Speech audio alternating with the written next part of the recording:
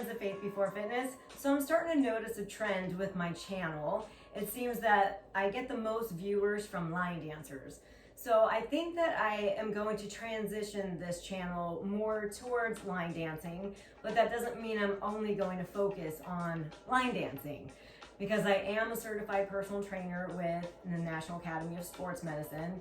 I'm specialized in corrective exercise, senior exercise, and performance enhancement. So I have a lot of tips and a lot of exercises that I could teach you even as a line dancer to help you with muscle imbalances and to help you dance better. So today on our 100 exercises and scriptures you should master in 2023, we are focusing on calf stretching. So as a line dancer, you will probably have tight calves, and you need to master the stretches that are involved in tight calves.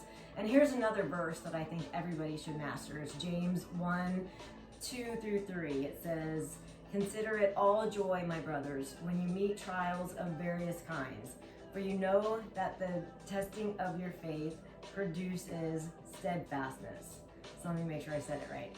"Count it all joy, my brothers, when you meet trials of various kinds, for you know that the testing of your faith produces steadfastness." Some of them say patience, some of them say endurance. So if you're new to foam rolling, you might need to get that endurance situation worked out, because most people don't like foam rolling at first. But we're gonna start with our calf stretching with foam rolling first. Now, you have 3 different calf muscles that I want you to work on.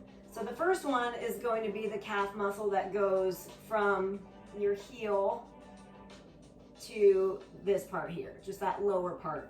That is called your soleus. And you can remember that because it's the muscle that's closer to the sole of your foot. So if you're new to foam rolling or you don't have very much upper body or wrist strength, you can still get some sort of a foam roll just by putting your feet over the foam roller, and then you can rock your legs side to side. That way you're going to foam roll the opposite muscle fibers. Now from there, if you want to add some more pressure without using your upper body, you can just cross one leg over the other. Now if you're feeling like you want more pressure and you have enough shoulder, tricep, and wrist strength, you can bring yourself up like this, and then that will also give you more pressure in that muscle. So when you're foam rolling, you want to aim for 30 seconds to 60 seconds. Okay, so that's your soleus. Now we're going to move on to the gastrocnemius part, which is that fatter part of your muscle. So that's going to go from right where you ended there up until you get to right above or right below the backs of your knees.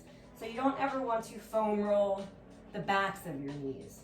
So again, you can do those 3 different progressions there. You can just sit like this.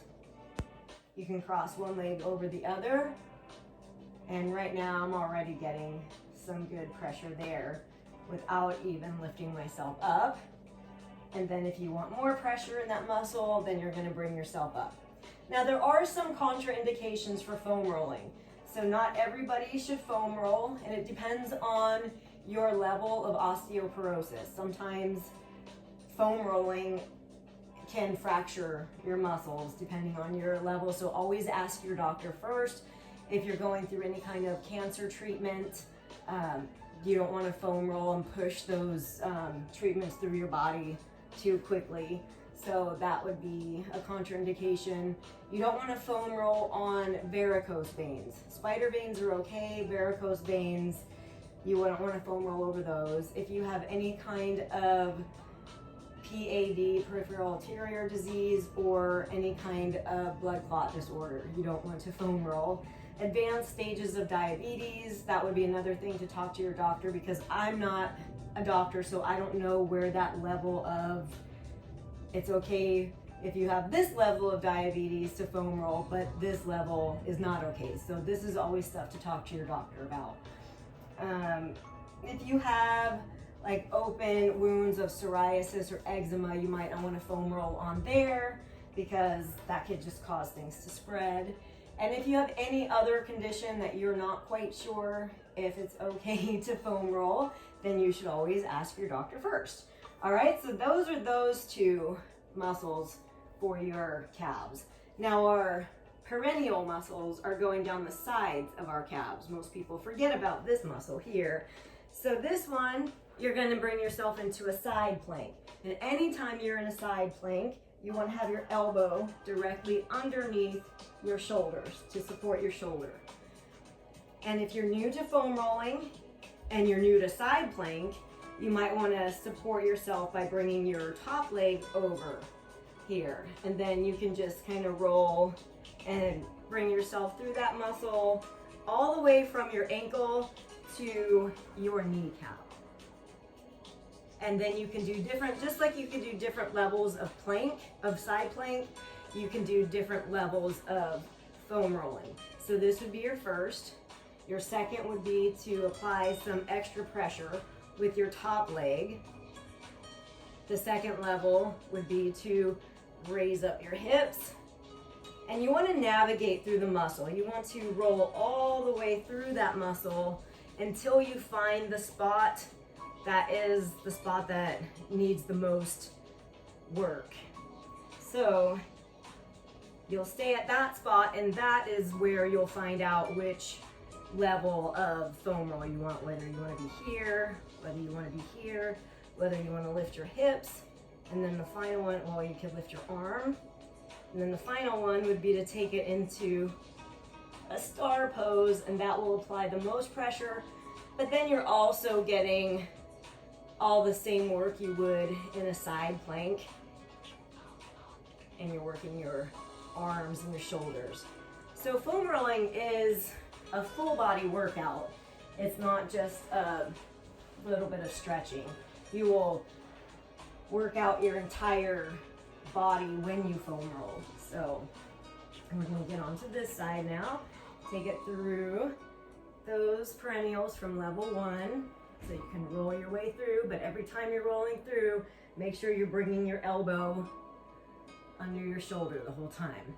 All right, then once you find that spot, find the level that you would like to be at.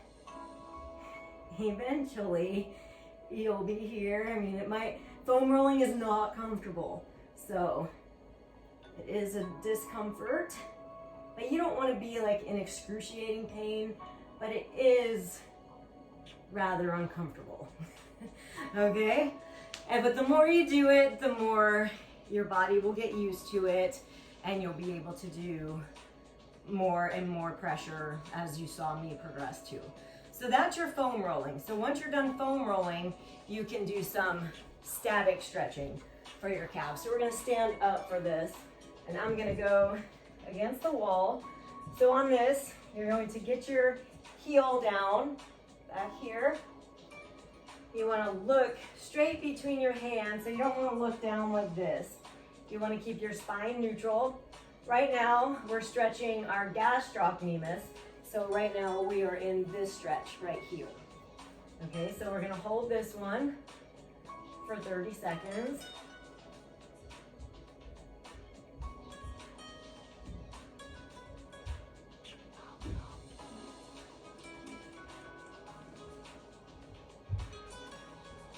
Now we're going to move it into our soleus. So we're moving into our soleus by keeping our heel down, but then we're going to bend this knee and bring it forward with that heel down. So now you should feel the stretch switching its location down to the area that's closer to the sole of your foot.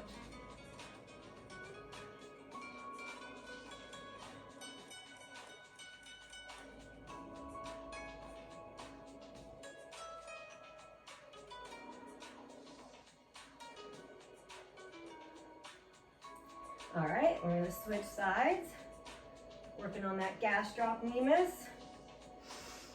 And inhale and exhale. Make sure you don't hold your breath during stretch.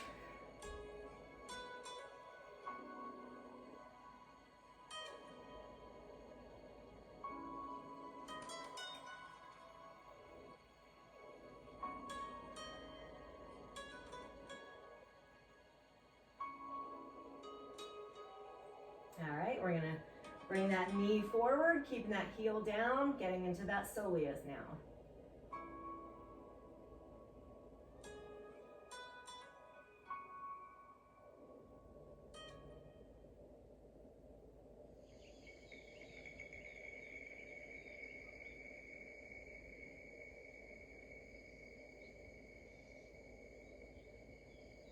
All right, and then if you wanted to stretch your perennials, and this is comfortable for you, you can do like this.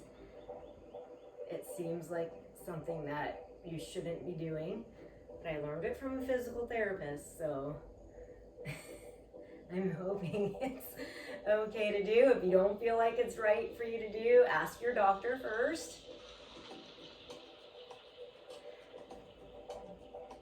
So that is stretching out those perennial muscles on the sides.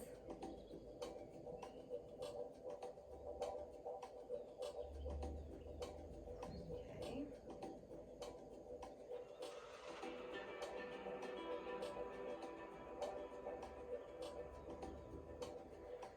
All right, so now we've got our calves nicely stretched, and if you wear high heels, you might want to do these stretches every time after you take your high heels off, because that's really going to tighten your calves, cause you muscle imbalances, and it'll just help you move better if you keep your calves loosened up.